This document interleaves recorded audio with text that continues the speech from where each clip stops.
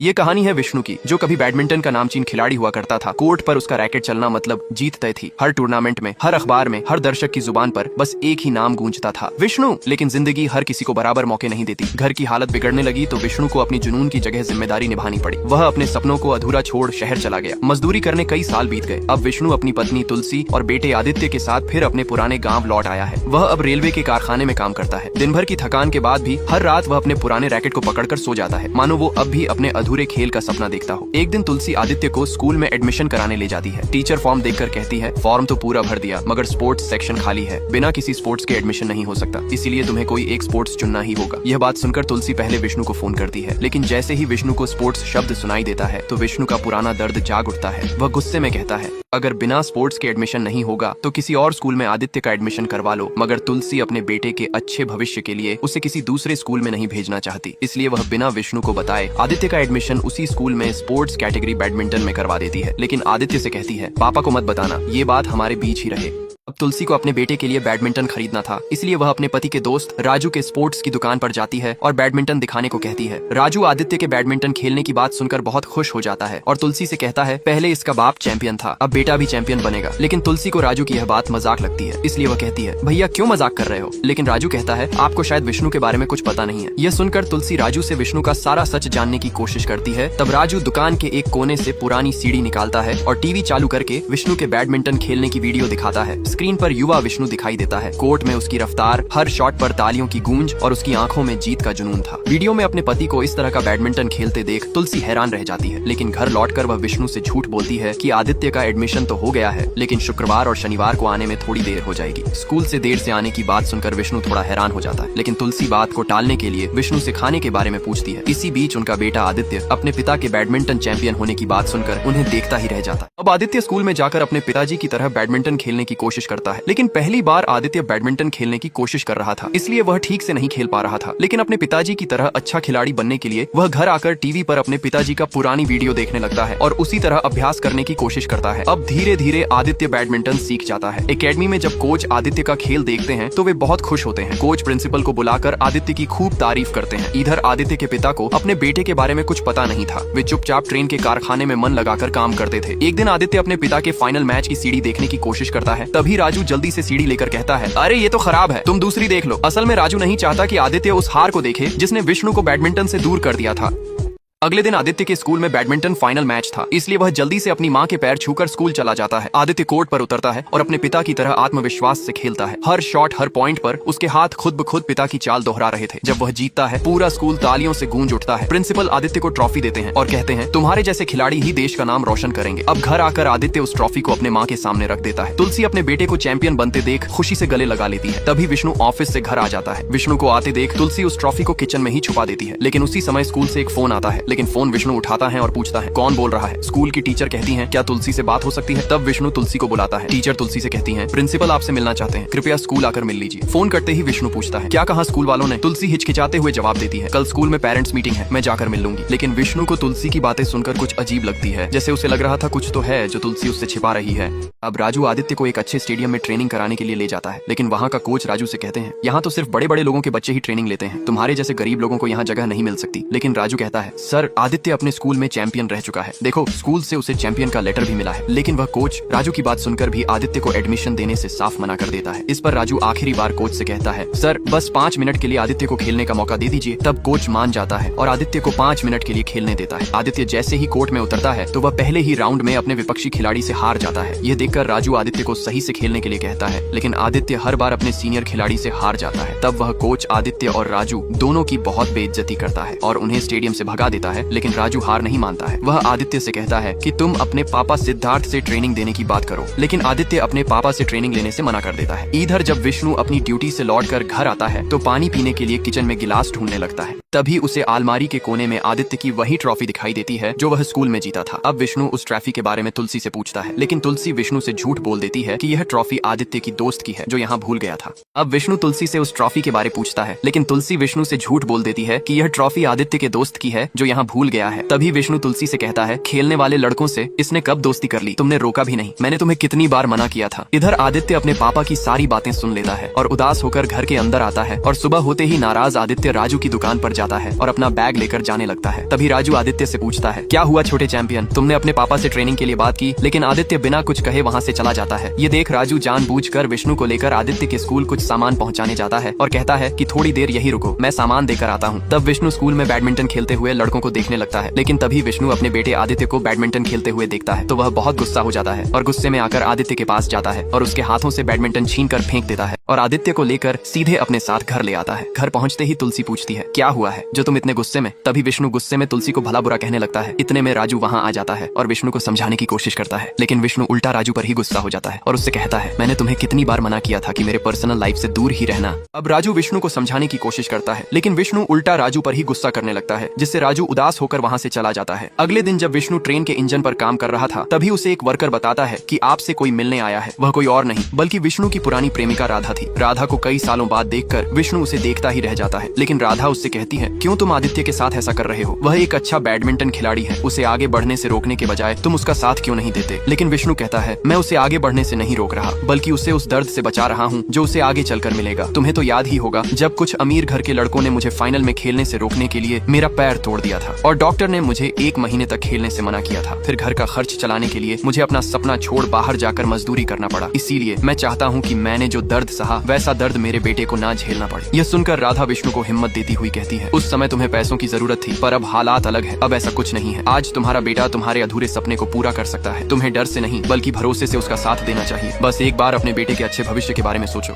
अब जाते जाते राधा विष्णु के चेहरे पर हाथ रखकर बहुत प्यार से उसे समझाती है कि आदित्य बैडमिंटन का अच्छा खिलाड़ी है, तुम उसे प्रैक्टिस करवाओ ताकि वह तुम्हारे उस अधूरे सपने को पूरा कर सके जो तुमने देखा था। तब विष्णु राधा की कही हुई बातों को सोचने लगता है और रात होते ही अपने बेटे के पास जाता है और उसके बगल में बैठकर अपने बेटे के भविष्य के बारे में सोचने लगता है। अब सुबह जैसे ही आदित्य की नींद खुलती है तो वह देखता है कि उसका पिता खुद उसके लिए बैडमिंटन बना रहे हैं। अपने पिता को ऐसा करते देख आदित्य बहुत खुश होता है। अब विष्णु खुद आदित्य को बैडमिंटन देता है। आदित्य अपने पिता से बैडमिंटन पाकर खुश हो जाता है। इधर विष्णु तुलसी से माफी मांगता है क्योंकि उसने गुस्से में उसको बहुत बुरा भला कह दिया था। तुलसी भी सब कुछ भूलकर खुश हो जाती है। अगले दिन विष्णु खुद आदित्य को बैडमिंटन की प्रैक्टिस करवाने के लिए घर से बाहर ले जा रहा था। तभी पास के अंकल उन दोनों बाप बेटे को साथ में घर से बाहर जाते देखकर बहुत खुश होते हैं और दोनों को पास बुलाकर पूजा की थाली से आरती लेने को कहते हैं। अब आदित्य आरती लेकर सीधे राजू की दुकान में जाता है। राजू आदित्य को देखकर पूछता है, तुम कब से यहाँ खड़े हो? आदित्य कहता है, अभी। लेकिन तभी राजू विष्णु को देखकर उदास हो जाता है और आदित्य को बाहर लाकर एक गन शॉप की ओर इशारा करता है। लेकिन आदित्य कहता है, वहाँ पर क्या है अंकल? तब राजू कहता है, बंदूक की दुकान है बेटा, एक से एक बंदूकें मिलती है, जिसको चाहो मार लो, दुश्मन को मारो, दोस्त को मारो, अपने सपनों को मारो और दूसरों के भी सपनों को मारो। असल में यह सारी बातें राजू अपने लंगोटियां यार विष्णु को ही सुना रहा था। अब विष्णु राजू को मनाने के लिए उसकी दुकान पर जाता है, लेकिन राजू गुस्से में विष्णु को बहुत कुछ कह देता है। उसके मन में अब भी वही दुख था जब विष्णु ने गुस्से में अपने घर उसे निकाल दिया था। बीजू का दिल टूटा हुआ था क्योंकि विष्णु सिर्फ उसका दोस्त नहीं, उसका जिगरी यार था। लेकिन विष्णु मुस्कुराते हुए कहता है, मैं यहाँ अपनी जिगरी दोस्त को मनाने आया हूँ, और राजू को गले लगा लेता है, जो एक भावनात्मक लम्हा होता है, जैसे पुराने दिनों की दोस्ती फिर से लौट आई हो। अब विष्णु अपने बेटे आदित्य को बैडमिंटन का चैंपियन बनाने की ठान लेता है। वह हर सुबह आदित्य को जॉगिंग कराने ले जाता है ताकि उसकी स्टेमिना बढ़े, और आदित्य की सेहत और एकाग्रता के लिए सिद्धार्थ उसके खान पान पर भी पूरा ध्यान देता है। रोज उसके भोजन में बदलाव करता है ताकि शरीर के साथ साथ उसका मन भी मजबूत बने। फिर एक दिन विष्णु आदित्य को अपनी पुराने ट्रेनिंग कोर्ट में ले जाता है। वह कोर्ट अब जर्जर हो चुका था, लेकिन सभी लोग मिलकर उसकी सफाई में जुट जाते हैं और धीरे धीरे वह पुराना कोर्ट फिर से चमक उठता है। अब विष्णु अपने बेटे को बैडमिंटन की बारीकियां सिखाना शुरू करता है। शुरुआत में आदित्य शटल को ठीक से नहीं मार पाता है, लेकिन विष्णु के धैर्य और कड़ी ट्रेनिंग से वह रोज थोड़ा थोड़ा बेहतर होता जाता है। विष्णु अपने बेटे की प्रगति देखकर गर्व से भर उठता है और उसे और भी सख्त ट्रेनिंग देने लगता है, क्योंकि अब यह सिर्फ खेल नहीं बल्कि एक सपना था जो बाप बेटे दोनों का था। अब विष्णु अपने अधूरे सपने को पूरा करने के लिए दिन में ट्रेन का इंजन बनाने का काम करता था और रात को अपने बेटे आदित्य को ट्रेनिंग कराता है। इधर तुलसी आदित्य के साथ मिलकर अपने पति विष्णु को खुश करने के लिए उसकी पुरानी ट्रॉफियां साफ करके एक टेबल पर सजा देती है। जब विष्णु अपनी पुरानी ट्रॉफियां देखता है तो वह बहुत खुश होता है, लेकिन थोड़ी देर बाद वह अपने बेटे आदित्य की एक ट्रॉफी सबके सामने रख देता है। कई महीनों बाद जूनियर नेशनल बैडमिंटन चैंपियनशिप का टूर्नामेंट आयोजित होता है, इसलिए विष्णु अपने बेटे आदित्य को लेकर टूर्नामेंट स्थल पर पहुंचता है। लेकिन वहां पहुंचने पर उन्हें पता चलता है कि वही लड़का शौर्य प्रताप सबसे अच्छा खेल रहा था। यह देखकर विष्णु थोड़ा निराश हो जाता है। अब थोड़ी देर बाद आदित्य के मैच की बारी आती है तो वह थोड़ा नर्वस होते हुए कोर्ट पर उतरता है, क्योंकि यह बड़े मैच में उसका पहला टूर्नामेंट मैच था। जब मैच शुरू होता है तो आदित्य बार बार अपने प्रतिद्वंदी से हारने लगता है, लेकिन विष्णु आदित्य को हिम्मत देता है। फिर भी आदित्य अपने प्रतिद्वंदी को पॉइंट देता रहता है, जिसकी वजह से वह पहला राउंड हार जाता है। टाइम आउट होने पर विष्णु आदित्य से कहता है, बेटा पहला राउंड हार गए तो क्या हुआ, अभी 2 राउंड और बाकी हैं। अब बस ध्यान से उसके शटल कॉक पर फोकस करो, देखना तुम्हारी ही जीत होगी।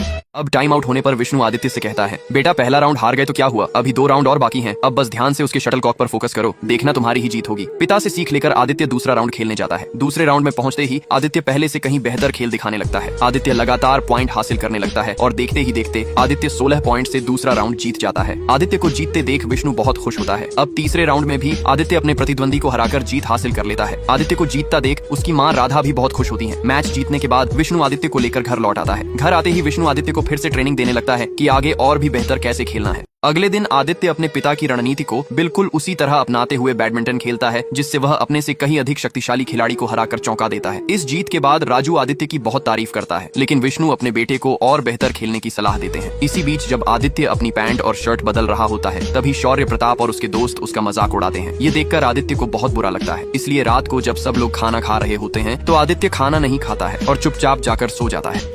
फाइनल में आदित्य का मुकाबला शौर्य प्रताप से होने वाला था। तभी विष्णु को अपने बेटे के बिहेवियर में कुछ बदलाव दिखाई देता है। इधर आदित्य क्वार्टर फाइनल जीतकर सेमीफाइनल तक पहुंच जाता है। ये देखकर शौर्य के दादा आदित्य के खेल से बहुत हैरान हो जाते हैं। हैरानी में वे अपने पोते के कोच से बात करते हैं। तब कोच कहता है, शौर्य के सामने आदित्य कुछ नहीं कर पाएगा। अब दूसरा सेमीफाइनल शुरू होने वाला था तो विष्णु ने आदित्य को समझाया, बेटा याद रखो, खेल में सिर्फ ताकत नहीं, समझदारी भी जरूरी होती है, ध्यान से खेलना। लेकिन आदित्य अब अपने पिता की बातों को अनदेखा करने लगा था। उसने अपनी मनमानी करते हुए खेलना शुरू किया। नतीजा यह हुआ कि उसका प्रतिद्वंदी एक के बाद एक पॉइंट लेता गया। इधर शौर्य अपना सेमीफाइनल जीतकर फाइनल में पहुंच जाता है, लेकिन आदित्य अपनी मनमानी के चलते अपने प्रतिद्वंदी से 2 पॉइंट पीछे रह जाता है। इतने में शौर्य आदित्य को कहता है कि फाइनल में मिलते हैं, अगर तुम पहुंच पाए तो। उसकी यह बात आदित्य के दिल पर सीधा वार कर गई। गुस्से से लाल होकर आदित्य ने अगला शॉट इतनी जोर से मारा कि शटल सीधी उसके प्रतिद्वंदी की आंख पर जा लगी। पूरा कोर्ट सन्न रह गया। विष्णु के चेहरे पर चिंता की लकीरें साफ झलक रही थी। उसने मन ही मन सोचा, आदित्य के अंदर यह गुस्सा कहां से आ गया? क्या मैं अपने बेटे को सही दिशा नहीं दे पा रहा हूँ? आखिर आदित्य ऐसा क्यों कर रहा है? अब गुस्से में आदित्य शॉट इतनी जोर से मारता है कि शटल सीधी उसके प्रतिद्वंदी की आंख पर जा लगती है, जिसके कारण आदित्य का प्रतिद्वंदी सेमीफाइनल के मैच में आगे नहीं खेल पाता है, जिससे आदित्य फाइनल में पहुंच जाता है। लेकिन विष्णु आदित्य के इस तरह के खेल खेलने से परेशान हो जाता है और आदित्य को बुलाकर कहते हैं, यह कैसा खेल खेल रहे हो तुम? आदित्य जवाब देता है, जीत तो गया हूं ना मैं। ये सुनकर विष्णु उसे समझाता है, तुम जो खेल रहे हो ये खेल नहीं है। किसी को चोट पहुंचाकर जीत जाना जीत नहीं कहलाता। अभी तो तुमने बस शुरुआत की है। लेकिन तभी आदित्य अपने पिता से कहता है, अभी तो मेरी शुरुआत हुई है, लेकिन आपके खेल का अंत क्यों हो गया था? आदित्य की यह बात सुनकर विष्णु को बहुत बुरा लगता है। तभी राजू और तुलसी आदित्य को समझाते हैं कि वह अपने पिता को सॉरी बोलो, लेकिन आदित्य तो अपने घमंड में डूबा था, इसीलिए सॉरी बोलने के बजाय वह अहंकार में कहता है, मैं अपनी मेहनत और अच्छा खेल खेलकर जीतता हूँ, किसी के कहने से नहीं। ये सुनकर विष्णु को ठेस पहुंचती है और वे अपने बेटे से कहता है, ठीक है तो चलो मुझसे एक मैच खेलो। तुरंत ही विष्णु और आदित्य दोनों आमने सामने कोर्ट में खेलने के लिए तैयार हो जाते हैं। लेकिन आदित्य को अब तक यह नहीं पता था कि जिस घमंड में वह अपने पिता को चुनौती दे रहा है, वह पहले बैडमिंटन का चैंपियन रह चुके थे।